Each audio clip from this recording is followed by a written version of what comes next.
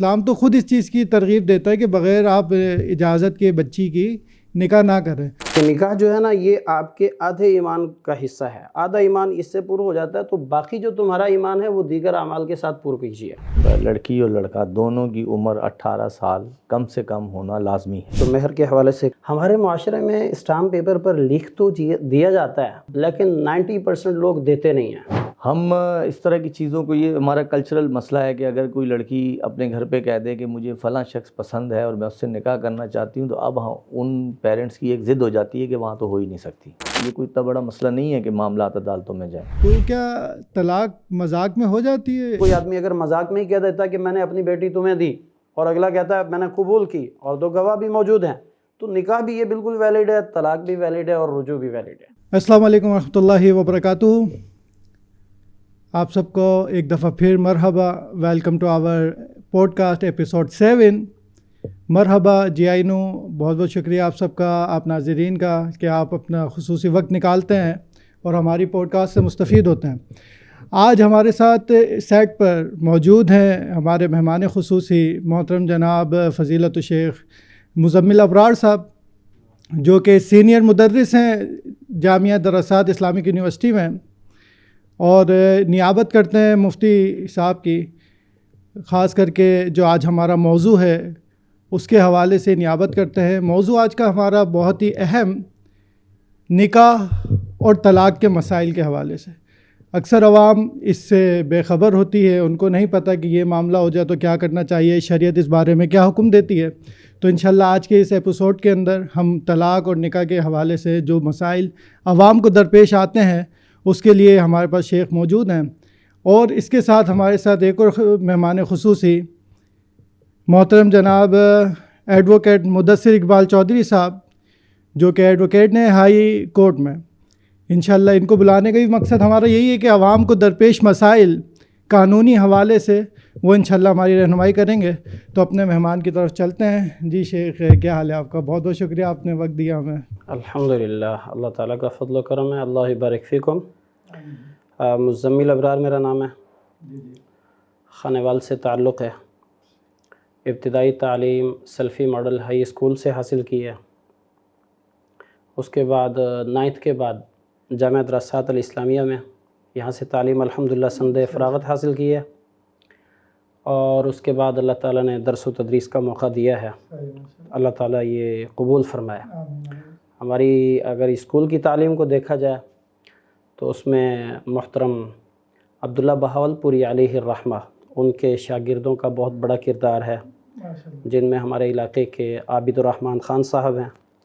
اگر دراسات کی لائف کو دیکھا جائے تو اس میں محترم یوسف طیبی صاحب، محترم عبد الرحمن عابد صاحب اور محترم یوسف کاشمیری حفظہم اللہ اجمعین، ان کا الحمدللہ حظ وافر ان کا الحمدللہ ہماری تربیت میں شامل ہے. اللہ انہیں برکت عطا فرمائے اور قبول فرمائے. شیخ میرے لیے بھی یعنی ایک پہلی دفعہ میرے علم میں آیا کہ آپ بھی یہاں سے فاضل ہیں ماشاءاللہ. کون سے سن میں شیخ؟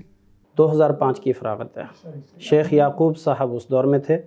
اور ہاں الحمدللہ ہماری تربیت میں شیخ یعقوب، قاری یعقوب صاحب، جو کہ سعودیہ کی ایک یونیورسٹی سے گولڈ میڈلسٹ بھی ہیں، ان کا بھی الحمدللہ بہت بڑا حصہ ہماری تربیت میں شامل ہے. اللہ انہیں برکت دے. شیخ بہت خوشی ہے آپ کا تعارف جان کے. اب اگلے مہمان کی طرف چلتے ہیں. جی ایڈوکیٹ مدثر صاحب، کیا حال ہے آپ کا؟ اللہ کا شکر الحمدللہ. سب سے پہلے تو بہت شکریہ، آپ نے اپنے قیمتی اور مصروفیات میں سے وقت نکال کے ہمیں ٹائم دیا ہے. بہت بہت شکریہ آپ کا. آپ کی بڑی مہربانی کہ آپ نے مجھے یہاں پر انوائٹ کیا. جی تو شیخ سب سے پہلے محترم مدثر صاحب آپ کا تھوڑا سا تعارف جاننا چاہیں گے. میری ایجوکیشن کراچی کی ہے. ایم اے LLM میری ایجوکیشن ہے اور میں یہاں پر کراچی میں as an advocate of high court practice کرتا ہوں. تو یہی میرا تعارف ہے. جی کتنے سال کا ایکسپیرینس ہے آپ کو؟ میرا 15 ایئر پلس پریکٹس ہے. اچھا ماشاءاللہ، اتنی عمر لگ نہیں رہی ویسے آپ کی. اصل میں میرے والد صاحب بھی وکیل تھے. اچھا. تو میں اپنا انٹر کیا اور اس کے بعد گریجویشن کر کے LLB کر کے والد صاحب کا آفس جوائن کیا. تو پہلے سے ان کے ساتھ تھے آفس میں؟ میں جب گریجویشن کر رہا تھا تو آف اینڈ آن ان کے ساتھ پریکٹس کرتا رہا ہوں، کام دیکھتا رہا ان کے ساتھ. تو پھر اپنا LLB کمپلیٹ کر کے میں فلی ایز این ایڈوکیٹ ان کے ساتھ. صحیح. تو آپ کی ٹیم بھی ہے یہاں پہ کراچی میں؟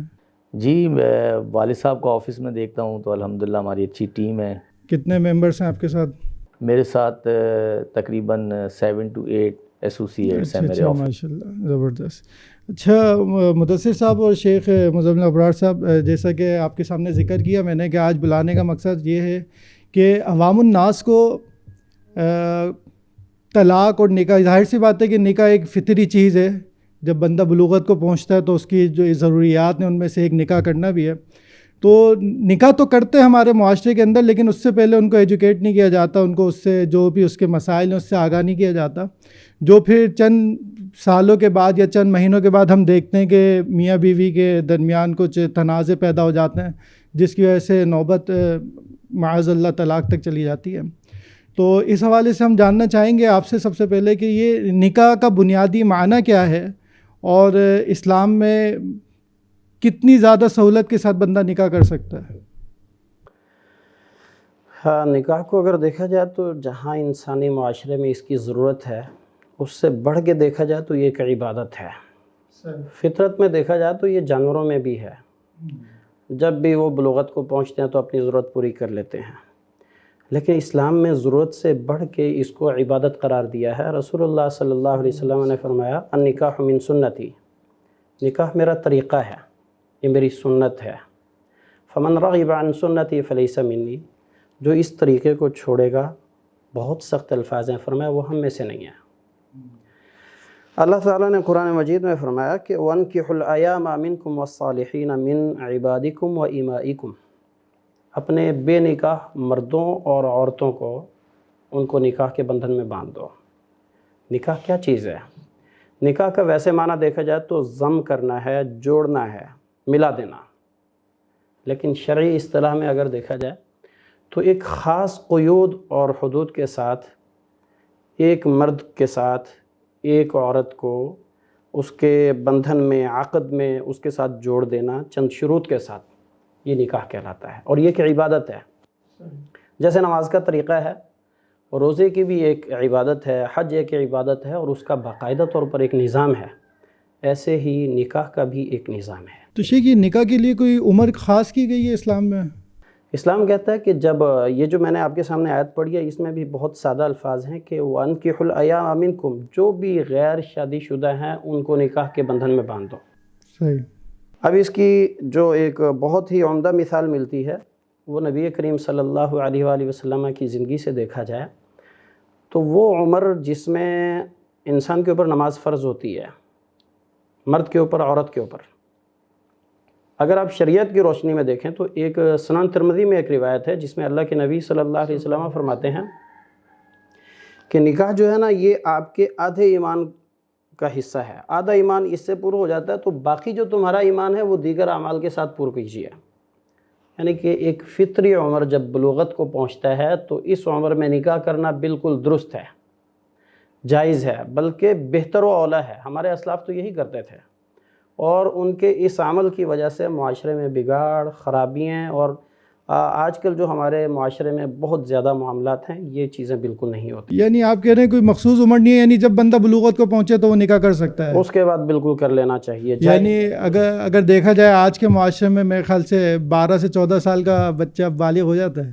نہیں، بچے کی معاملہ اور ہے اور بچی کا معاملہ اور ہے. اچھا، بچی کا معاملہ ہو رہا ہے. بچی کی کفالت جو ہے یہ بچے کے اوپر ہوتی ہے، یعنی کہ شوہر کے اوپر ہوتی ہے. الرجال قوامون علی النساء، اللہ تعالیٰ نے فرمایا مرد حکمران ہیں. عورت نے معاشرے میں ڈیل نہیں کرنا ہوتا، اس کا کام ہے گھر کی ذمہ داریاں ادا کرنا، اولاد کی تربیت کرنا، شوہر کی فرما برداری کرنا. باہر کے معاملات کے لیے یہ مرد کی ذمہ داری ہے، اس میں میچورٹی دیکھی جائے گی، اس کی عمر کو بھی دیکھا جائے گا، اس کے معاملات کو بھی دیکھا جائے گا. بعض اوقات ایسے بھی ہوتا ہے کہ اس کے جو ورثاء ہیں وہ اگر اس کے معاملات کو ڈیل کرتے ہیں تو انشاءاللہ اس میں کوئی وہ حرج نہیں. یعنی آپ کہہ رہے ہیں کہ بلوغت کے بعد وہ کسی بھی عمر میں شادی کر لے، لیکن شرط یہ ہے کہ وہ دیگر معاملات بھی جانتا ہو، یعنی گھر چلانے کے یا دیگر. یہ ہونا چاہیے جیسے دیگر معاملات عبادات میں ہے ویسے. اور ایک چیز اور بھی آپ کے سامنے رکھنا چاہوں گا، ملکی قوانین کی پاسداری یہ ہمیں اسلام بھی حکم دیتا ہے. اس لیے ملکی جو قوانین ہیں انہوں نے بعض معاملات میں ایج کو جو ہے نا وہ لمٹ کر دی ہے، تو اس کا جو ہے نا احترام بھی ہمارے اوپر. چلیں یہ ایڈوکیٹ صاحب ان سے بھی پوچھ لیتے ہیں کہ کیا جی وکیل صاحب اس حوالے سے آپ کیا کہتے ہیں, کوئی خاص قوانین کے تحت کوئی عمر کی قید لگائی گئی ہے؟ جی بالکل, اس میں جو ہے وہ چائلڈ ریسٹرینڈ میرج ایکٹ ابھی جو چند سال پہلے آیا ہے, اس میں جو ہے لڑکی اور لڑکا دونوں کی عمر 18 سال کم سے کم ہونا لازمی ہے. اس سے کم عمر اگر بچے کی شادی ہوگی تو اس کا ذمہ دار جو ہوگا وہ اس کا جو بھی فیملی ممبر ہے, اگر گھر والے کرواتے ہیں تو والدین اس کے ذمہ دار ہوں گے. یہ کرمنل اوفینس ہے جو کہ قابل سزا ہے. نہیں, ان پہ کیس کون کرے گا بالفرض اگر وہ 17 یا 16 سال کی عمر کر دیں؟ قابل دستاندازی پولیس ہے. اگر کوئی ایسی شادی ہو رہی ہوگی تو پولیس اس پر آ سکتی ہے اور اچھا, روکنے کا حق رکھتی ہے وہ. صحیح ٹھیک.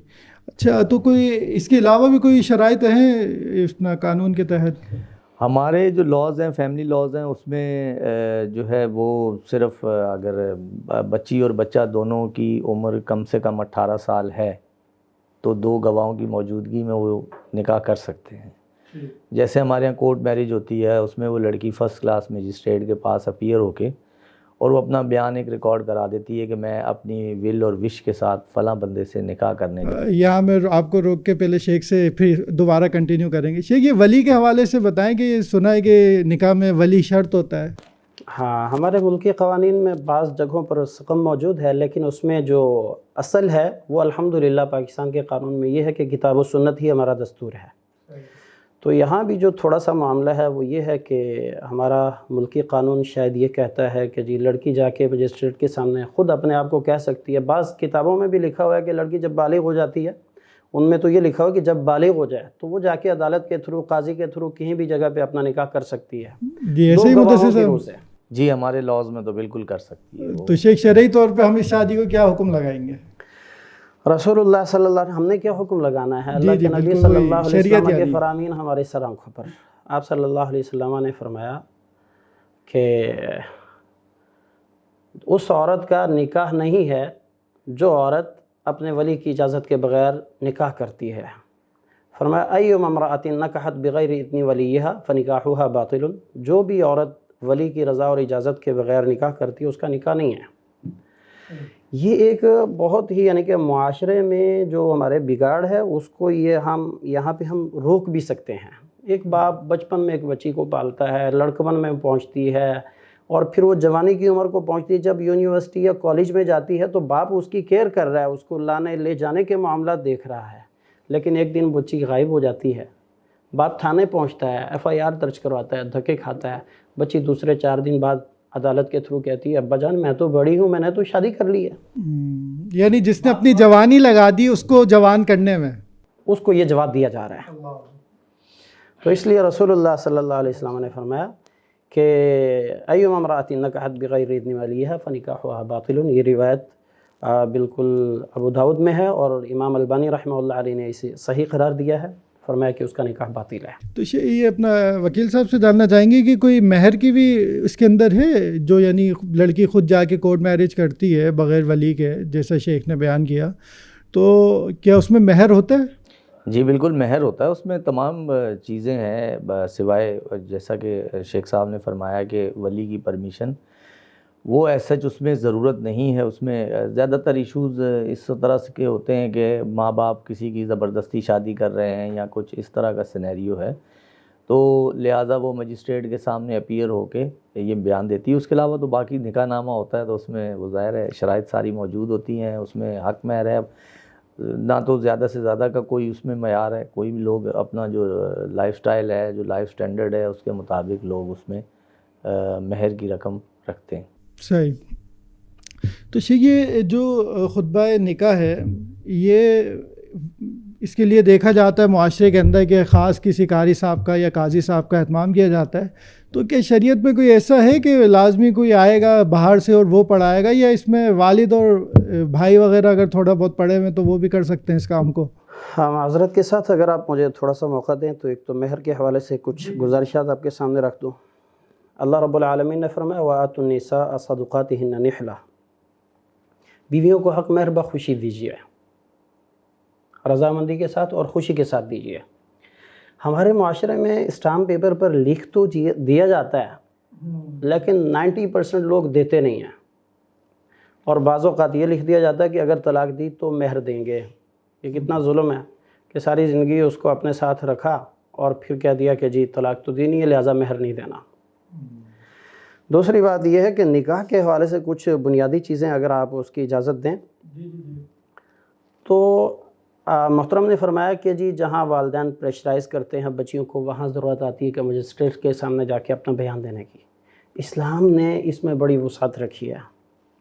صحیح بخاری اور مسلم کی روایت ہے، اللہ کے نبی صلی اللہ علیہ وسلم نے فرمایا لا تنکح الایم حتی تستأمر، اگر کوئی شوہر دیدہ عورت ہے اس کا نکاح بھی اس کی اجازت کے بغیر نہ کیا جائے۔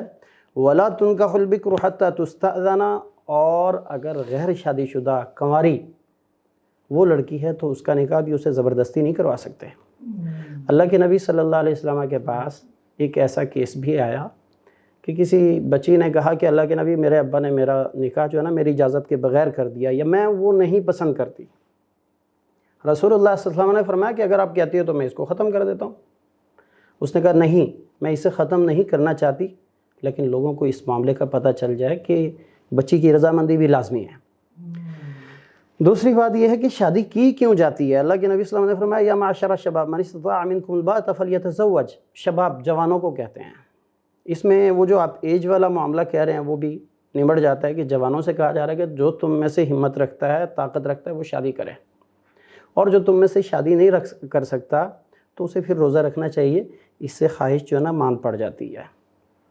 یہ روایت بھی صحیح ہے اور سنن ترمذی اور ابن ماجہ میں موجود ہے۔ شیخ میں چاہوں گا کہ وہ جو کورٹ میرج والی بات تھی، تو جیسا آپ نے احادیث بیان کی، جیسے شیخ نے بیان کی، تو وکیل صاحب یہ اس میں اتنی وسعت ہے، یعنی اسلام تو خود اس چیز کی ترغیب دیتا ہے کہ بغیر آپ اجازت کے بچی کی نکاح نہ کریں، یعنی جو کورٹ میرج تک پہنچنے والا معاملہ ہے یہ تو اسلام نے پہلے ہی ڈیل کیا ہوا ہے۔ اگر اس پر عمل کیا جائے والدین کی طرف سے، اگر اس پر عمل کیا جائے تو کورٹ میرج تک پہنچنے کی نوبت ہی نہیں آئے۔ کیا کہتے ہیں آپ اس بارے میں؟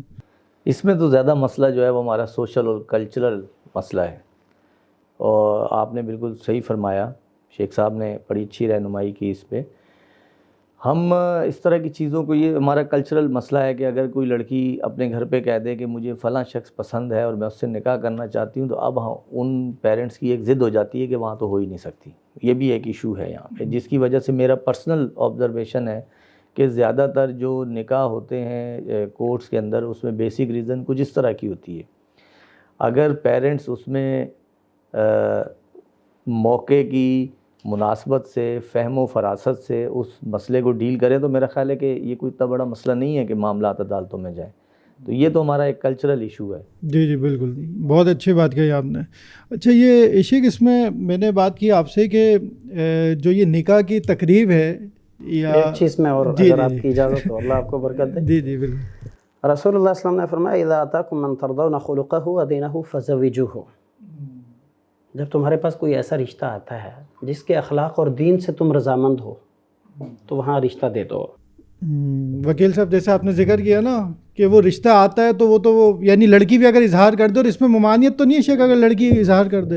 لیکن یہ تب ہوتا ہے، فرمایا جس کے دین اور اخلاق سے تم راضی ہو تو کر دو۔ اگر آدمی کو بھوک لگی ہے فوراً کھانا مل جائے تو آدمی کھانا زبردستی چھینا جھپٹی وہاں ہوتی ہے جہاں روٹین میں ٹائم پہ کھانا نہیں ملتا۔ دوسری بات، اللہ کے نبی صلی اللہ علیہ وسلم نے فرمایا کہ 4 چیزیں ہیں، ایک روایت میں 3 چیزیں جن کی وجہ سے آدمی کسی عورت سے شادی کرتا ہے، اس کے جمال کی وجہ سے، حسب و نسب کی وجہ سے، مالداری کی وجہ سے، اور چوتھی چیز فرمایا اس کے دین کی وجہ سے۔ فرمایا فَاظْفَرْ ذَاتَ الدِّینِ تَرِبَتْ یَدَاکَ، پہلی روایت میں اگر تمہارے پاس دیندار رشتہ آتا ہے تو وہاں بچی دے دو۔ دوسری روایت میں تم بچی کو اگر چوائس کر رہے ہو تو ایسی بچی کا انتخاب کرو جو دیندار ہو۔ جب دیندار ماں ہوگی، دیندار شوہر ہوگا، باپ ہوگا، تو انشاءاللہ العزیز یہ جو سوسائٹی میں بگاڑ آتا ہے وہ والے معاملات ختم ہو جاتے ہیں۔ صحیح۔ شیخ اگلے سوال کی طرف ہم چلیں۔ یہ خطبہ نکاح کے حوالے سے میں نے آپ سے استفسار کیا کہ ضروری ہے کہ اس پہ کوئی باہر سے بلائیں، کیا بھائی اور کر سکتا ہے؟ مثلاً طریقہ یہ ہے کہ بچی کی اجازت ہو، رضامندی ہو، اس کا ولی راضی ہو، 2 گواہ ہونے چاہیے، جیسا کہ میں نے آپ کے سامنے حدیث رکھی، اللہ کے نبی صلی اللہ علیہ وسلم نے فرمایا وشاہدی عدل بولی وشاہدی عدل، ولی بھی ہو، اس کی رضامندی ہو، 2 گواہ بھی ہونے چاہیے. یہ شادی کے گواہ ہیں؟ یہ نکاح کے یعنی نکاح کے عقد نکاح کے لیے لازمی ہے. عقد نکاح کے لیے بچی کا راضی ہونا، زبردستی، پریشرائز نہ ہو. اسلام کہتا ہے کہ پریشرائز کر کے کوئی نکاح کیا جائے. ہمارے معاشرے میں تو کہتے ہیں کہ گن پوائنٹ پہ نکاح ہو گیا تو ہو گیا، طلاق بھی ہو گئی تو ہو گئی. اسلام اس کو بالکل ڈینائی کرتا ہے. اسلام کہتا ہے ایسا نہیں ہے. تو بچی کی رضامندی، اس کے سرپرست کی رضامندی بخوشی، 2 گواہوں کی موجودگی، اور پھر مہر کا بھی ہونا، اور اس کے بعد پھر نکاح کا معاملہ آتا ہے. تو نکاح کے لیے اللہ کے نبی صلی اللہ علیہ وسلم سے جو روایات ہیں، آپ صلی اللہ علیہ وسلم خطبہ مسنونہ پڑھتے تھے، صحابہ کرام کا بھی یہی عمل تھا. اور اس میں 3 آیات ایسی بھی تلاوت کی جاتی ہیں خطبہ مسنونہ میں، جن میں تقریباً 4 مرتبہ اللہ تعالیٰ کے الفاظ ہیں، یا ایھا الذین آمنوا اتقوا اللہ، اللہ سے ڈر جاؤ.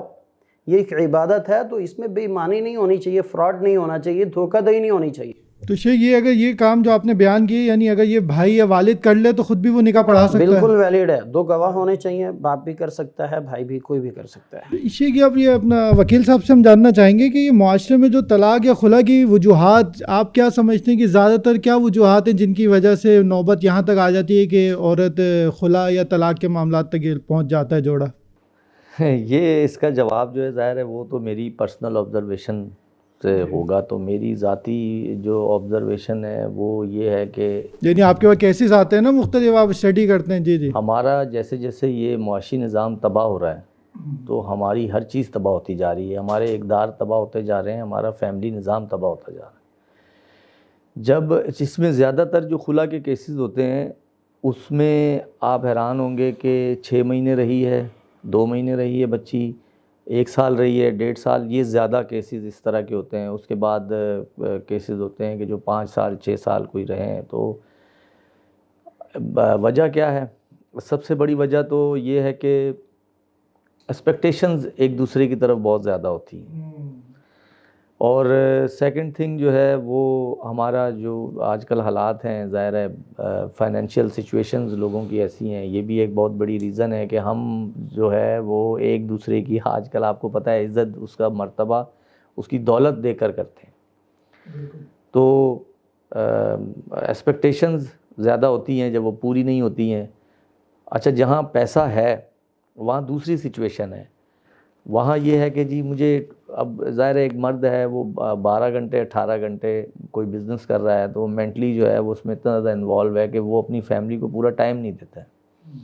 تو مختلف وجوہات ہیں، جیسی فیملیز ہیں، جیسا ان کا سوشل سرکل ہے ویسے ان کی وجوہات ہیں. سر یہ آپ نے ایکسپیکٹیشن والی جو بات کی کہ توقعات اتنی زیادہ ہوتی ہیں، تو میں سمجھتا ہوں اس کے پیچھے ایک عنصر جو ہے نا وہ ہمارا الیکٹرانک میڈیا ہے. وہ جو ڈراموں میں دکھاتے ہیں نا سین، بالکل آپ صحیح کہہ کہ یہاں شادی ہوئی اور یہاں وہ ہنی مون پہ لنڈن چلے گئے، پیرس چلے گئے. اچھا آپ کو میں ایک بات بتاؤں، آپ کبھی ڈراموں میں نوٹ کریں کہ ڈرامے میں اس میں جو آپ دیکھیں گے نا تو وہ جو زیادہ اسٹرانگ پرسنالٹی ہوگی وہ عورت کی ہوگی. جو مرد ہوگا اس کے پاس گاڑی بھی ہوگی، اس نے سوٹ بھی پہنا ہوا ہوگا اور وہ ہر وقت گھر میں موجود ہوگا ہر مسئلے کو سننے کے لیے. تو جو ہے نا پریکٹیکلی یہ چیز ہوتی نہیں ہے. ہاں بالکل اب صحیح ہے. جب وہ لوگ دیکھتے ہیں، اب یہاں پر کیا ہے کہ جو مرد کچھ فائنینشلی اچھی کنڈیشن میں ہے تو وہ گھر میں نہیں ملتا ہے.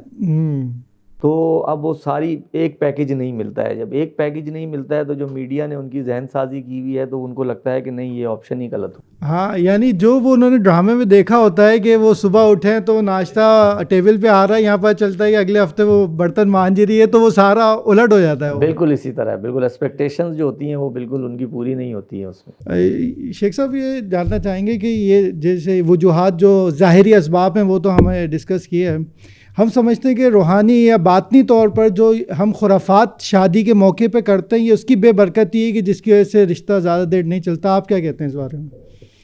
جیسے اختلاط ہے یا میوزک ہے یا دوسری چیزیں، ڈانس کرنا دولہا دلہن کا اپنی تقریب. معذرت، اس سے پہلے تھوڑی سی چیزیں ہیں. جی جب نکاح کی تقریب منعقد ہوتی ہے تو وہاں فریقین کے درمیان کچھ ٹرمز اور شروط ہوتی ہیں. جی پہلی چیز ہے کہ ہم نکاح کی اس عبادت کو ایک مقدس رشتے کو سمجھتے نہیں ہیں.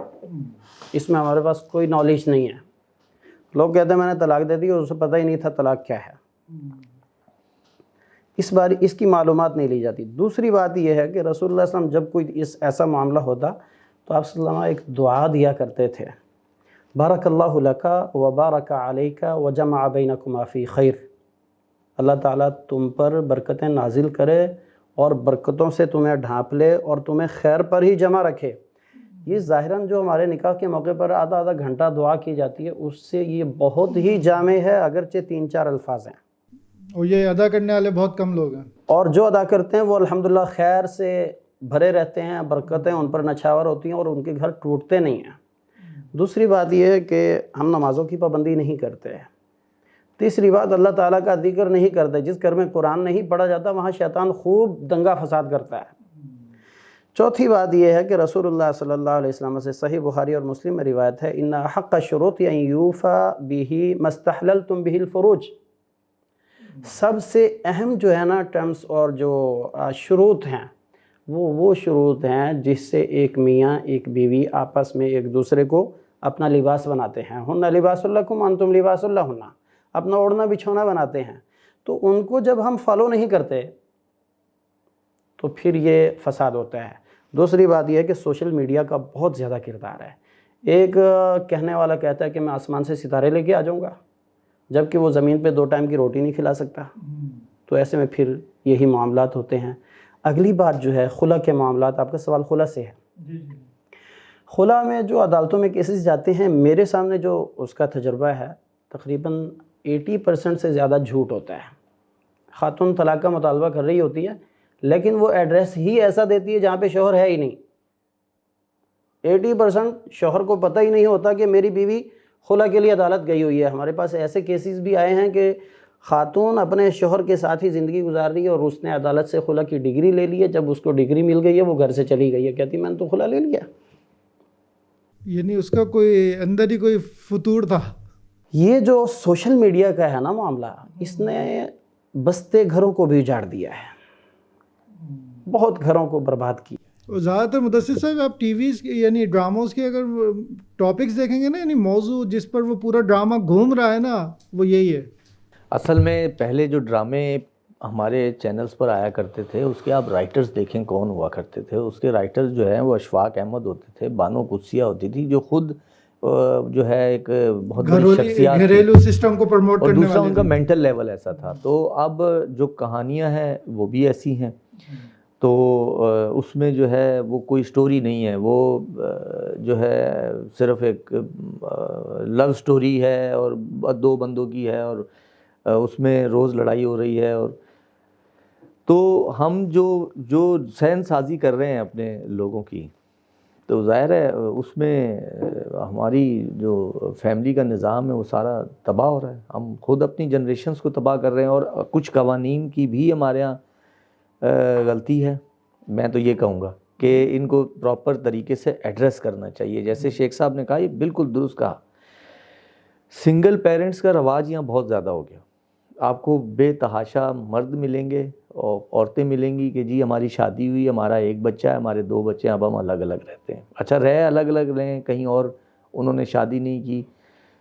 ضد ہمارے اندر بہت زیادہ ہے، انا ہمارے اندر بہت زیادہ ہے، بالکل ہم کسی کی بات برداشت نہیں کرتے ہیں۔ جب میاں بیوی ایک ساتھ رہتے ہیں اور وہ آپس میں جو ہے وہ ایک دوسرے کی بات برداشت نہیں کریں گے، سن نہیں سکیں گے، چھوٹی چھوٹی باتوں پہ لڑیں گے۔ شیخ صاحب نے بالکل درست فرمایا ہے کہ بالکل جھوٹی سٹوریاں ہوتی ہیں۔ اگر اکثر ہمارے جج صاحبان دونوں کو بٹھا کر جب صلح کی کوشش کرتے ہیں تو کچھ نکلتا ہی نہیں ہے، تو وہ سمجھاتے ہیں کہ بھائی جب کوئی ایسی سیریس ایشو نہیں ہے تو کیوں آپ لوگ ری جوائن نہیں کر سکتے ہیں۔ لیکن بس ہمارے میڈیا کا واقعی اس میں بہت نیگیٹو کردار ہے۔ وکیل صاحب میں یہ جاننا چاہوں گا کہ یعنی میرا پرسنل بھی ایکسپیرینس ہے کہ زیادہ تر کیسز میں نا یعنی عورت کو مظلوم ٹھہرایا جاتا ہے کہ یار اس کے ساتھ ظلم ہوا ہے، تو اس کو آپ کس نظر سے دیکھتے ہیں؟ آپ کا کیا تجربہ ہے اس میں؟ اگر مجھ سے پوچھیں گے، میرا اپنا ایک نظریہ ہے، میں کہوں گا کہ اس میں فیملی کورٹس کے اندر مظلوم جو ہے وہ مرد ہوتا ہے۔ ہوتا کیا ہے، عورت گئی پری ٹرائل میں، اس نے کہا میں اس کے ساتھ نہیں رہنا چاہتی، بس اس کا یہ کہنا کافی ہے، خلا گرانٹ ہو گئی، رشتہ ختم ہو گیا۔ اب آ گیا ایشو بچوں کا اور ان کی مینٹیننس کا۔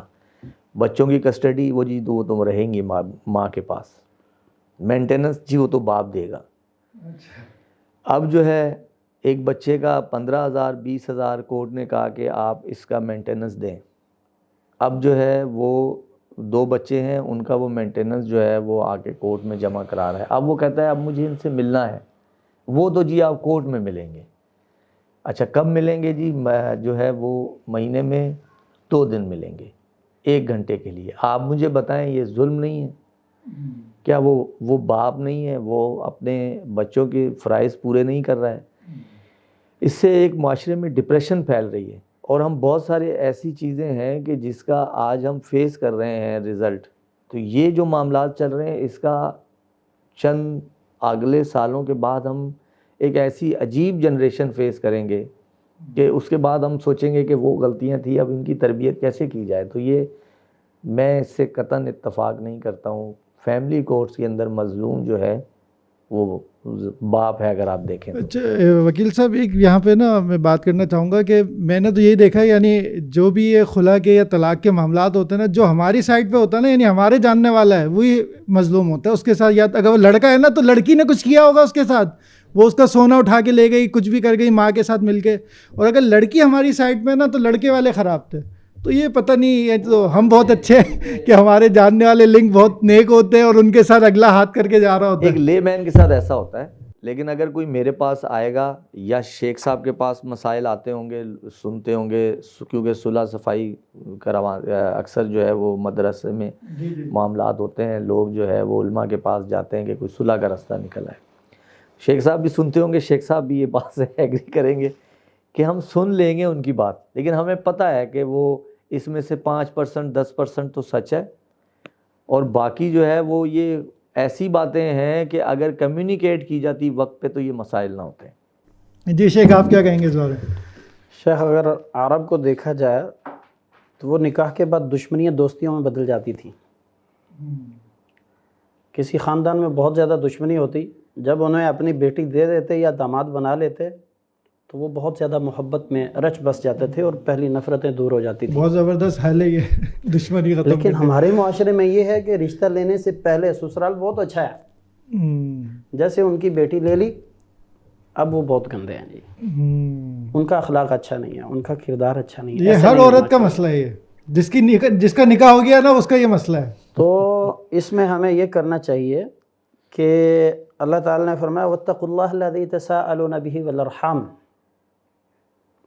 اس اللہ تعالیٰ سے ڈر جاؤ جس کے نام پر تم مانگتے ہو, اور صلہ رحمی یعنی کہ رشتہ داری کو جوڑیے. رسول اللہ صلی اللہ علیہ وسلم نے فرمایا جو یہ پسند کرتا ہے کہ اس کے رزق میں کشادگی ہو اور عمر اس کی بڑھا دی جائے تو فلیصل رحمہ ہو, رشتہ داری کو جوڑے, اس کا اکرام کرے, احترام کرے. جب ہم یہ کام کریں گے اور نمازوں کا اہتمام کریں گے, دین کو, اس نکاح کو, اس زندگی کو, اس لائف کو دین سمجھ کے آگے بڑھیں گے تو انشاءاللہ العزیز پھر یہ چیزیں نہیں بنتی, نفرتیں نکل جاتی ہیں, شیطان بھاگ جاتا ہے, رب تعالیٰ کی رحمت جو ہے نا وہ برکھا برستی ہے. وکیل صاحب, یہ جاننا چاہیں گے آپ سے کہ یہ جو ایک جملہ ہمارے معاشرے میں, شیخ صاحب سے بھی تبصرہ چاہیں گے اس پہ, کہ زنا آسان اور اپنا نکاح مشکل, یہ جو ایک ٹرم استعمال ہوتی ہے, اس کو آپ کس نظر سے دیکھتے ہیں؟ اس کی کیا وجوہات ہیں, یا ایسا ہے بھی یا نہیں ہے؟ نہیں, بالکل درست ہے. یہ سب سے بڑی وجہ تو یہ ہے کہ میں جو ہے نا وہ اپنی زندگی اپنے لیے نہیں گزار رہا ہوں, لوگوں کے لیے گزار رہا ہوں. یہ جو ہمارے اندر دکھاوا آ گیا ہے کہ جی شادی ہوگی تو ہم نے سامان کتنا دینا ہے, زیور کتنا دینا ہے, پھر ہال کہاں کرنا ہے. تو ایک شادی 40-50 لاکھ روپے منیمم ایکسپینس آتا ہے ایک شادی پہ, ایک مطلب ایک طرف کا.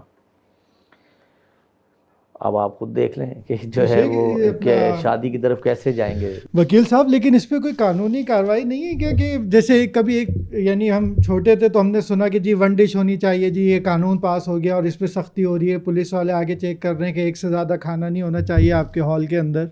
تو اس حوالے سے کوئی سختی نہیں ہے قانون کے اندر کہ یہ جو جہیز دینا ہے یا جہیز کی ڈیمانڈ کرنا ہے, اس کے حوالے سے؟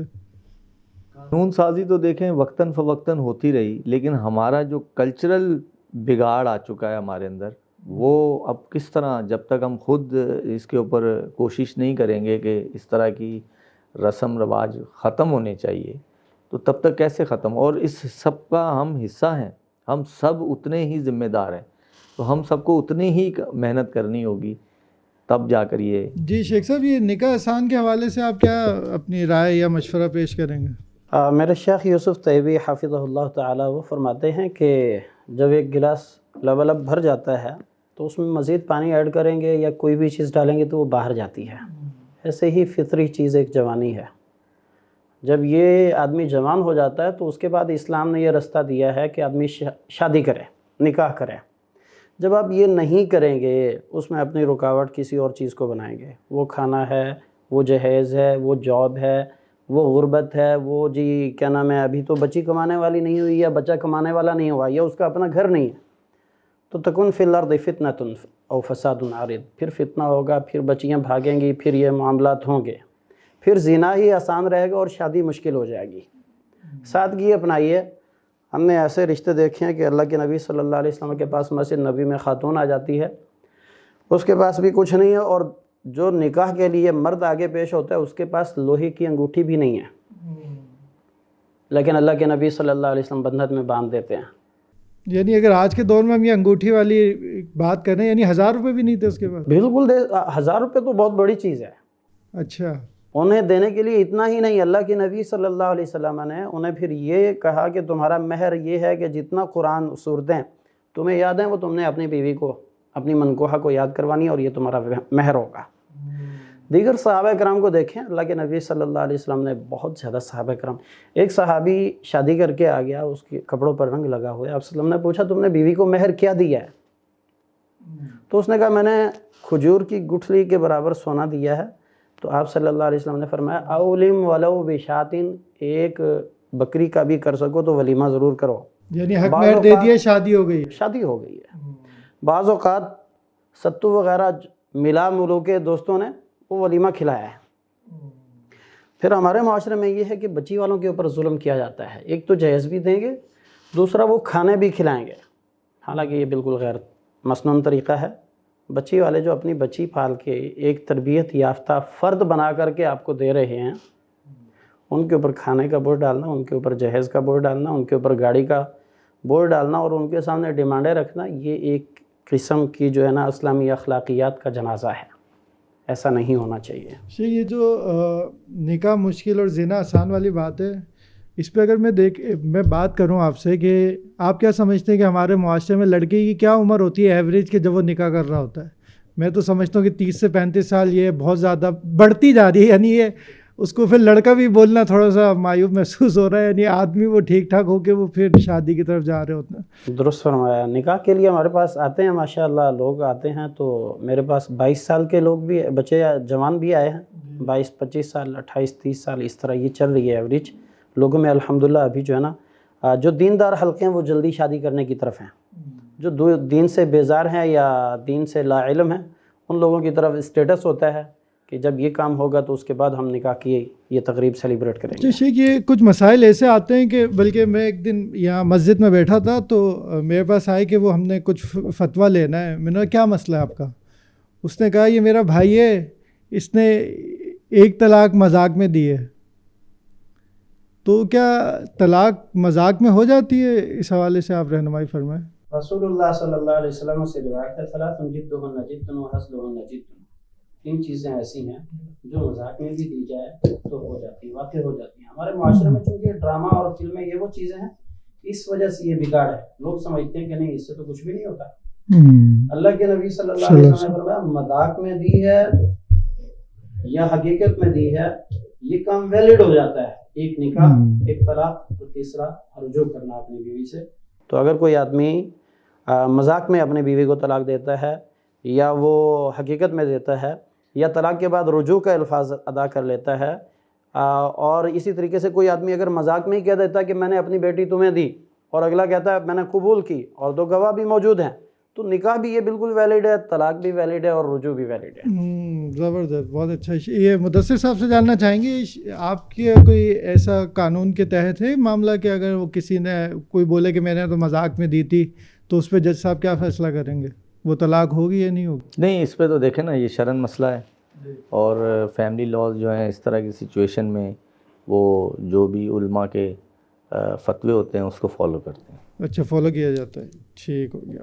یہ طلاق کی طریقہ کار پر اگر ہم بات کی جائے کہ طلاق یعنی لوگ ایجوکیٹ نہیں ہیں اس حوالے سے, ان کو نہیں پتہ, شادی بھی کر لی انہوں نے لیکن طلاق کے نہیں پتہ کہ اگر دینا بھی چاہتا ہے تو کوئی کس انداز سے دے, وہ تھوڑا سا اس پہ آپ بات کریں شیخ.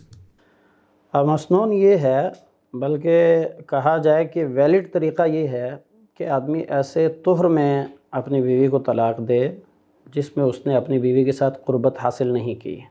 سب سے پہلی بات تو یہ ہے کہ طلاق دینا کوئی اچھا کام ہی نہیں ہے. شادی جو کی جاتی ہے یہ تو زندگی بھر کے لیے کی جاتی ہے, ایک دوسرے کا لباس بن جاتے ہیں. اور فرمایا عاشروہن بالمعروف, ان کے ساتھ اچھے طریقے سے زندگی گزارو. تو طلاق کی اگر بالفرض نوبت آ جائے تو پھر ایسی صورت میں طلاق دینی چاہیے جس میں شوہر نے بیوی سے اس طہر کی حالت میں ہم بستری نہ کی ہو. اس لیے کہ عورت جب طہر کی حالت میں ہوتی ہے, زیب و زینت اختیار کرتی ہے, تو مرد میں اگر کوئی ناراضگی بھی ہوتی ہے تو میلان پیدا ہو جاتا ہے جس سے طلاق کی نوبت نہیں آتی. اب وہ اپنی ضرورت تو پوری کر لیتا ہے, اس کے بعد غصہ جاگ جاتا ہے تو پھر وہ طلاق دیتا ہے. اسلام کہتا ہے کہ ایسی صورت میں طلاق ہی نہیں دینی. یہ بھی بہت زیادہ ہے کہ لوگ کہتے ہیں وہ تو میں نے غصے میں دی تھی, تو ہم کہتے ہیں کبھی خوشی میں کوئی دیتا ہے طلاق, تو یہ غصے میں ہو جاتی ہے طلاق. بالکل غصے میں ہو جاتی ہے. البتہ ایک صورت ہے کہ آدمی جنون کی صورت میں ہو, جس میں آدمی اپنا ہوش و حواس کھو دے. تو علماء فرماتے ہیں کہ ایسی صورت میں جب دماغ کے اوپر پردہ چڑھ جائے تو پھر طلاق ویلڈ نہیں ہوگی. یہ تو پھر کوئی ڈاکٹر ہی فیصلہ کر سکتا ہے نا مدثر صاحب, کیا کہتے ہیں آپ کہ یہ بندہ کوئی نفسیاتی ہے یا اس کے اندر کوئی معاملہ ہے کہ اس کا غصہ اتنا ہائپر ہو جاتا ہے, یہ بہت زیادہ کہ اس کی یعنی اس کو نہیں پتہ یہ کیا کہہ رہا ہے. تو یہ تو کوئی شیخ کوئی ڈاکٹر ہی وہ دے گا یا نہیں اس کو سرٹیفکیٹ کہ یہ نہیں. جب ایک مرتبہ نافذ ہونے کا اس کو فتویٰ کہیں سے مل جائے گا نا تو دوسری مرتبہ اس کا غصہ خود ہی ٹھنڈا ہو جائے گا. جی بہت زبردست. تو عدت اور رجوع کے حوالے سے کیا طریقہ کار ہونا چاہیے؟ اللہ تعالیٰ نے فرمایا الطلاق, اعوذ باللہ من الشیطان الرجیم, الطلاق مرتان فامساک بمعروف و تسریح باحسان. طلاق 2 مرتبہ ہے. اگر آپ اس میں اختلاف کی طرف جائیں تو میں سمجھتا ہوں کہ سعودی عربیہ کی طرف سے جو ترجمہ اور تفسیر انہوں نے ڈونیٹ کرتے ہیں, چھاپ کے مفت میں تقسیم کرتے ہیں, اس میں بھی انہوں نے یہ دیا ہے کہ ایک مرتبہ ایک جگہ پر ایک دے یا کئی ایک طلاق دے, شرعاً وہ ایک ہوتی ہیں. جی یعنی اکثر کیسز یہی آتے ہیں, وہ بولتا ہے میں نے 3 ایک ساتھ دے دی تھی. بالکل درست. اور اسی بات کی جو ہے نا تائید اللہ کے نبی صلی اللہ علیہ وسلم کے دور سے بھی ہوتی ہے. ابن عباس رضی اللہ تعالیٰ عنہ فرماتے ہیں کہ کان الطلاق علی عہد رسول اللہ صلی اللہ علیہ وسلم, رسول اللہ صلی اللہ علیہ وسلم کے دور میں جب اللہ تعالیٰ نے دین کو مکمل کیا ہے, اس دور میں آپ صلی اللہ علیہ وسلم کے بعد صدیق اکبر کے دور میں, ان کے بعد سیدنا عمر فاروق رضی اللہ تعالیٰ عنہ کے دور میں ابتدائی 2 سال تک اکٹھی 3 طلاقیں ایک ہی شمار ہوتی تھیں. تو جمہور علماء یہ کہتے ہیں کہ جب اللہ کے نبی صلی اللہ علیہ وسلم کی لائف میں دین مکمل ہو گیا تو اب کسی کو اس میں چینجنگ کا اختیار نہیں ہے. اگر کوئی کرتا ہے تو وقتی طور پر قانون یا نظام یا مجبوری ہو سکتی ہے, جیسا کہ عمر رضی اللہ تعالیٰ نے 3 کو بعد میں 3 نافذ کیا, پھر انہوں نے اس بات سے رجوع بھی کیا, تو پھر انہوں نے 3 کو 1 اور اس وقت تک ایسا ہی آ رہا ہے. اور علماء اہل الحدیث اہل السنہ والجماعہ, سعودی عرب کے علماء بھی اور دیگر بھی, وہ کہتے ہیں کہ 3 اکٹھی 3 طلاقیں دی ہوئی ایک ہی شمار کی جاتی ہیں, اور مرد کو نادانی کی حالت میں دی ہوئی طلاق میں رجوع کا اختیار دیا جاتا ہے.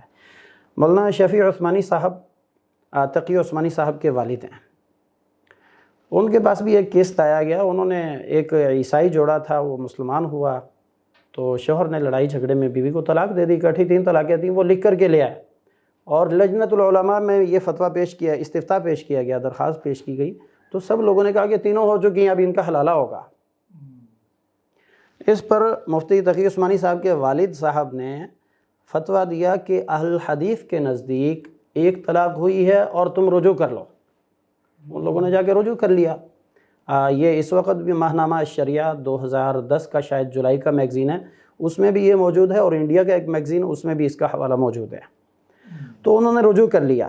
اب بات یہ ہے کہ ایک جگہ پر دی ہوئی 3 طلاقوں کو الحمدللہ غلطی کی بنیاد پر جو لوگ ایسا کرتے ہیں انہیں سمجھانے کے لیے, ان کو اصلاح کے لیے موقع دیا جائے. تو پہلی مرتبہ طلاق اگر 1 دی ہے یا زیادہ دی ہیں 1 ہوں گی. آدمی کو یہ جو عدت ہے اپنے شوہر کے پاس ہی عورت گزارے گی. پھر اگر دوبارہ کبھی ان کو ایسا ہی معاملہ ہوا ہے تو پھر بھی عدت عورت اپنے شوہر کے ہی گھر میں گزارے. ہمارے معاشرے میں یہ ایک غلط کام ہے کہ اگر مرد نے بیوی کو طلاق دے دی تو فوراً گھر سے بھی نکال دیا جاتا ہے.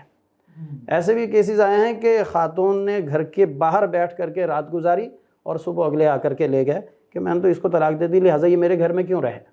یہ ظلم ہے. بلکہ فرمایا الطلاق مرتان فامساک بمعروف او تسریح باحسان.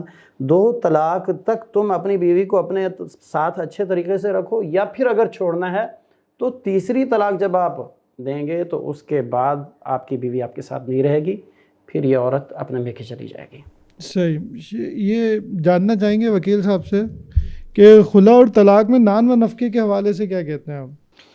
اس میں جو ہے وہ جو مینٹیننس ہوتا ہے, نان نفقہ جو ہوتا ہے مینٹیننس پیریڈ کا, اس میں عدت پیریڈ کا یہ عدالتیں شوہر کو آرڈر کرتی ہیں کہ یہ دیں گے 3 مہینے کا. خلا اور طلاق دونوں میں؟ جی, خلا اور طلاق دونوں میں اس کا رائٹ ہے کہ وہ اس کو کلیم کریں. صحیح. شیخ, اور شرعی طور پہ یہ اس کے کس کے ذمہ ہے یہ؟ شرعاً تو یعنی کہ طلاق میں یہ بنتا ہے, چونکہ پاکستانی لاء میں شاید یہ جو خلا ہے یہ بھی طلاق شمار کی جاتی ہے. حقیقت میں یہ طلاق نہیں ہے بلکہ فسخ نکاح ہے. یہی وجہ ہے کہ پاکستانی قانون میں شاید 3 پیریڈز یا 90 ڈیز ہے جو خاتون عدت گزارتی ہے, جبکہ اللہ کے نبی صلی اللہ علیہ وسلم کے پاس ایک کیس آیا تو آپ صلی اللہ علیہ وسلم نے اس خاتون کو ایک حیض کے بعد ان کو کہا کہ تمہاری عدت ختم ہے, اب کہیں نکاح کرنا چاہو تو کر سکتی ہے. تو اس لحاظ سے اگر دیکھا جائے تو ملکی قانون کے تحت تو وہ یعنی کہ 3 مہینے کا نان نفقہ دیں گے, جبکہ اسلام کہتا ہے کہ 1 مہینے کے بعد وہ بری ہو جاتی ہے, وہ حقدار نہیں ہے. تو وہ 1 مہینے کا ہے کیا؟ یعنی کہ وہ بلکہ وہ بھی اس کی برات کی وجہ سے ہے, فسخ نکاح کے بعد اس کے اوپر کچھ بھی نہیں رہے گا. اس میں بھی ایک سپریم کورٹ کی ویسے ججمنٹ ہے جس میں 45 ڈیز اس کو کہا ہے. اچھا, 45 ڈیز بھی کہا ہے. ٹھیک. شیخ جی, ہم جاننا چاہیں گے دوسری شادی کے حوالے سے کوئی ممانعت یا کوئی شروط تو نہیں ہے اسلام میں کہ اس پیک پر جا کے بندہ کر سکتا ہے؟ شاید یہ میرا علم میں نہیں ہے. گزشتہ 2-3 دنوں میں ایک پوسٹ بھی جو ہے نا وہ نظروں سے گزری کہ پاکستان نے بھی اس جو قانون تھا شاید کہ پہلی بیوی سے اجازت لازمی تھی, وہ اللہ عالم کے درست کیا ہے یہ وکیل صاحب بتائیں گے کہ وہ کینسل ہو گیا یا نہیں ہوا. لیکن اللہ تعالیٰ نے یہ فرمایا فَانكِحُوا مَا طَابَ لَكُم مِّنَ النِّسَاءِ مَثْنَىٰ وَثُلَاثَ وَرُبَاعَ. تم جو ہے نا 2, 3, 4 شادیاں کر سکتے ہو, لیکن ایک چیز بہت ہی اہم ہے کہ اگر کوئی آدمی 2 یا 3, 4 شادیاں کرتا ہے اور ان میں عدل و انصاف نہیں کرتا تو یہ آدمی قیامت کے روز ایسا آئے گا کہ اس کی ایک سائیڈ شل ہوگی, اپاہج ہوگی, فالج زدہ ہوگی. لوگ دیکھنے والے پہچان جائیں گے کہ یہ بیویوں میں عدل و انصاف نہیں کرتا تھا. جی وکیل صاحب, اس پہ آپ کچھ روشنی ڈالیں. اس پہ سر جو شیخ صاحب کہہ رہے تھے وہ سوشل میڈیا کے تھرو جو ہے وہ چل رہا ہے. وہ اسلامی نظریاتی کونسل جو ہے انہوں نے آرڈر پاس کیا ہے کہ یہ جو ہے یہ پرمیشن جو ہے یہ اسلامک نہیں ہے, تو لہٰذا اس کے اوپر ابھی لاء میکنگ ہوگی. اچھا, تو یہ آپ کی زندگی میں کوئی کیس آیا کہ بیوی نے بولا جی آپ کر لیں دوسری شادی؟ نہیں, بیگم نہیں دیتی ہے پرمیشن. نہیں, قانون تو بنا ہوا ہے نا کہ پرمیشن لیں. جی, وہ اصل میں یہ ہوتا ہے, اس کا ایک طریقہ کار ہے پورا. وہ یہ ہے کہ شوہر یونین کونسل میں اپلیکیشن دے گا کہ مجھے سرٹیفکیٹ دیا جائے دوسری شادی کا. وہ اس پہ نوٹس کریں گے اس کی بیوی کو کہ آئیے اگر آپ ایگری کرتی ہیں تو ہم نوٹس دیتے ہیں, ورنہ ہم دونوں کو سنتے ہیں, اس کے بعد ہم فیصلہ دیں گے. وہ سرٹیفکیٹ یونین کونسل ایشو کرتی ہے. وہ یعنی بیگم کو بلائیں گے پہلی کو؟ جی, اور وہ آ کے بولے گی اگر وہ رضامند ہے کہ ٹھیک ہے, وہ نہیں, وہ آ کے کہے گی کہ آپ دے دیں جی ان کو اجازت. اصل چیز تو یہ ہے نا, یعنی قانون بنایا تو اس کا سیاق تو دیکھا جائے گی, یا یہ ہو بھی سکتا ہے نہیں ہو سکتا. لیکن اس سے بڑا ایک اور مسئلہ ہے جو آپ نے سوال کیا کہ کبھی دیکھا ہے. میں نے ایسے بہت سارے لوگ دیکھے جنہوں نے دوسری کی لیکن ان کو سزا نہیں ملی. یہ بہت اچھا پوائنٹ ہے, ٹھیک ہو گیا, ان کے راز بھی رہ گئے. کیونکہ یہ جو ہے قابل دست اندازی پولیس نہیں ہے. اس کا پروسیجر یہ ہے کہ اگر ایسا ہوتا ہے کہ کوئی شخص دوسری شادی کرتا ہے تو وہ خاتون جا کر کورٹ میں استغاثہ داخل کریں گی, کمپلینٹ داخل کریں گی. پھر ان کو ثابت کرنا ہوگا کہ انہوں نے دوسری شادی کی ہے. اس کے بعد جو ہے وہ جو سزا ہے 1 سال اور 5 لاکھ جرمانہ, وہ پھر ہو سکتا ہے. وہ 5 لاکھ کس کو جائے گا؟ وہ تو جرمانہ ہے, وہ یعنی خزانے, قومی خزانے میں.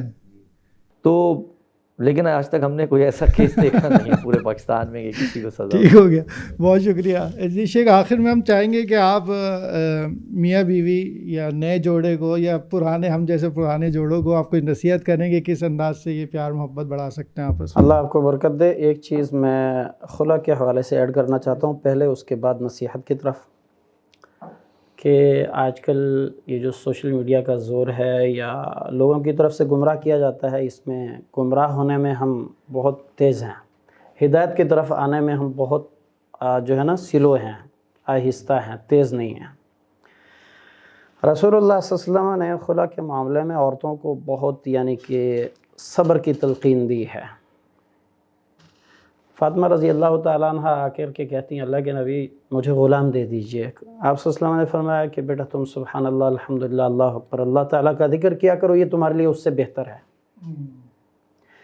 تو ہمارے جو معاشرے میں یہ خلا کی طرف معاملات جاتے ہیں تو اس حوالے سے ایک بہت ہی خطرناک بات ہے اور وعید والی بات ہے. مسند احمد میں اور ابو داؤد میں ایک روایت ہے, رسول اللہ صلی اللہ علیہ وسلم نے فرمایا ایما امرأۃ سألت زوجها طلاقا فی غیر ما بأس فحرام علیہا رائحۃ الجنہ.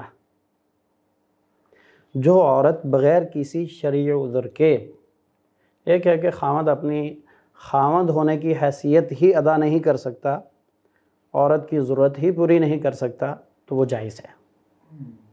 یا بہت زیادہ ظلم و زیادتی کرتا ہے, نان و نفقہ بھی پورا نہیں کر سکتا جبکہ وہ اس کی ذمہ داری ہے, تو یہ ایک بات سمجھ آتی ہے. ایک ہے کہ یہ مجھے اب اچھا نہیں لگتا, اب مجھے فلاں اچھا لگتا ہے, اس وجہ سے جا کے وہ خلا لیتی ہے. رسول اللہ صلی اللہ علیہ وسلم نے فرمایا جنت کی خوشبو تک نہیں پائے گی, اور فرمایا کہ جنت کی خوشبو اتنے سال کی دوری پر پہنچ جائے گی لیکن اس عورت کو نہیں ملے گی. اور دوسری ایک روایت ہے سنن ترمذی میں, رسول اللہ صلی اللہ علیہ وسلم نے فرمایا المختلعات ہن المنافقات. خلا لینے والی عورت اگر اس کے پاس کوئی شرعی عذر نہیں ہے تو وہ مومنہ عورت نہیں ہے, وہ منافقہ عورت ہے. تو اس چیز کو مد نظر رکھتے ہوئے ہمیں اپنی بہنوں کو, اپنی بیٹیوں کو, اپنے معاشرے کی خواتین کو یہ پیغام دینا چاہیے کہ تمہارے لیے صبر بہت زیادہ اہمیت کا حامل ہے. اور اللہ تعالیٰ کے نبی صلی اللہ علیہ وسلم نے فرمایا اللہ کے علاوہ اگر کسی اور کو سجدہ ہوتا تو عورت اپنے شوہر کو سجدہ کرتی, لیکن جائز نہیں ہے, یہ نہیں ہے. لیکن اگر عورت کھانے پر ہے اور خاوند بلاتا ہے, بیوی فوراً اس پر لبیک کہے, خاوند کی اطاعت کرے, فرما برداری کرے. ایک روایت میں اللہ کے نبی صلی اللہ علیہ وسلم نے فرمایا جو عورت 5 نمازیں پڑھتی ہے, رمضان کے روزے رکھتی ہے, اپنی شرمگاہ کی حفاظت کرتی ہے, تو یہ عورت جو ہے نا اپنے شوہر کی فرما برداری جب کرتی ہے اور اپنے جسم کی حفاظت کرتی ہے تو یہ جنت کے جس دروازے سے چاہے داخل ہو جائے. اتنی بشارتیں ہیں اس کے لیے. تو آخر میں جو ہم سب کے لیے ایک نصیحت ہے پوری امت مسلمہ کے لیے, وہ اللہ تعالیٰ کے الفاظ میں قرآن مجید کی آیت کی روح سے اس طرح ہے وَمِنْ آيَاتِهِ أَنْ خَلَقَ لَكُم مِّنْ أَنفُسِكُمْ أَزْوَاجًا لِتَسْكُنُوا إِلَيْهَا. یہ ایک عبادت ہے, تو اس میں میاں بیوی ایک دوسرے میں سکون بھی اختیار کرتے ہیں. تو اونچ نیچ ہو جاتی ہے تو صبر کیجیے اور سکون کی طرف, راحت کی طرف جائیے. دوسری بات ہن لباس لکم وانتم لباس لہن, شوہر بیوی کا لباس, بیوی شوہر کا لباس ہے. تو اس میں اگر کہیں سلوٹ آ جاتی ہے, کہیں پھٹ جاتا ہے, ڈیمیج ہو جاتا ہے, تو کسی اور کے پاس لے کر جانے کی بجائے خود اس کی سلائی کر لو اور اس کو بہتری کی طرف لے کر کے آئیے. تیسری بات اللہ کے نبی صلی اللہ علیہ وسلم نے فرمایا خیرکم خیرکم لنسائہ, تم میں سے بھلا وہ ہے جو اپنی بیویوں کے ساتھ, اپنی عورتوں کے ساتھ, بہن والدہ اپنی بیوی کے ساتھ اچھا ہے. تو اگر میں ایک مسلمان ہوں تو میں دوسروں میں اگر اچھا ہوں تو اپنے اہل خانہ کے ساتھ مجھے اس سے کہیں زیادہ اچھا ہونا چاہیے. اور آخری بات اللہ کے نبی صلی اللہ علیہ وسلم نے فرمایا لم نرا للمتحابین مثل النکاح, نکاح کی جیسی میاں بیوی والی محبت اور ہم کہیں بھی نہیں دیکھتے. لہٰذا اس نکاح کو عبادت بنا کر کے اللہ تعالیٰ کی رضا کو اس میں تلاش کیجیے, اور نمازوں کی پابندی کریں, گھر میں قرآن کی تلاوت کریں, بیوی شوہر کے حقوق ادا کریں, شوہر بیوی کے حقوق ادا کرے. انشاءاللہ یہ دنیا کی زندگی بھی بہت اچھی گزرے گی, آخرت میں بھی اللہ تعالیٰ کامیابی والا معاملہ عطا فرمائے گا. السلام علیکم. جزاکم اللہ خیر. بہت شکریہ. میں اپنے مہمان خصوصی جو آئے ہیں ہمارے پاس, مدثر صاحب اور شیخ مزمل ابرار صاحب, میں آپ کا بہت بہت شکر گزار ہوں، ممنون کہ آپ لوگوں نے اپنا وقت نکالا اور لوگوں کو مستفید کرنے کے لیے بہت ہی زیادہ اچھے اور مفید اور بینیفیشل ٹاک کی. تو اپنے ناظرین کے لیے بھی میں شکر گزار ہوں کہ انہوں نے اپنا ٹائم نکالا اور اس پروگرام سے انہوں نے استفادہ کیا. اللہ تعالیٰ ہمارا یہاں آنا، مہمانوں کا یہاں آنا، اپنا قیمتی وقت دینا اپنی بارگاہ میں قبول فرمائے اور ہم سب کو امت مسلمہ کے لیے فائدہ مند، نفع بخش بنائے. جزاکم اللہ خیر.